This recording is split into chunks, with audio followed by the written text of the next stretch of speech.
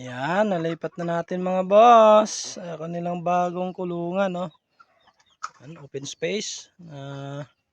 Malawak-lawak din. Tamang-tama sa kanilang tatlo.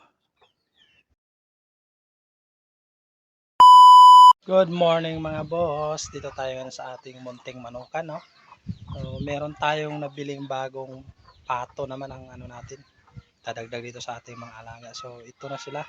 Trio ang aking nabili. RTL na. So mga ilang araw na lang ito posible mga itlog na. So tingnan natin. So yan, no. Laki ng ating barako. Saka yung kanyang dalawang inahin. Yung isa dyan ang itlog na ayon sa aking napagbilhan, no.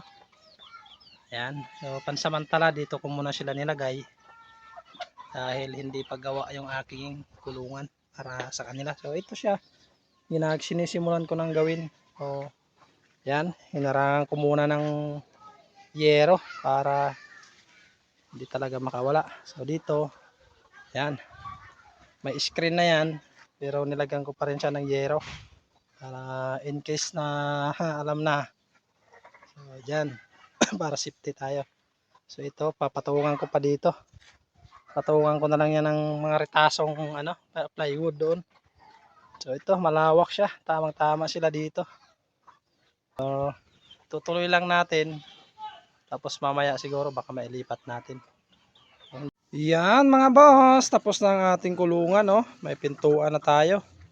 So tingnan natin sa loob. So yan,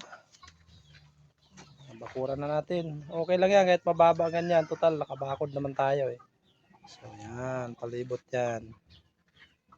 Then naglagay na rin ako ng itlogan nila. So yan yung isa, saka ito. Yan. Dahil merong itlog na pinadala yung may-ari dahil nangingitlog na daw yung isa. So subukan nating ilagay dyan. Baka sakaling balikan niya or dagdagan niya. Ilagay natin, oh, lalaki ng itlog. Ilagay natin doon. So yun. Ilagay natin. So yun. Baka sakaling dagdagan. So ilipat pa natin ang ating mga alagang pato. Yan, nalipat na natin mga boss. Kanilang bagong kulungan, no? Yan, open space. Malawak-lawak din. Tamang-tama sa kanilang tatlo. Ayan.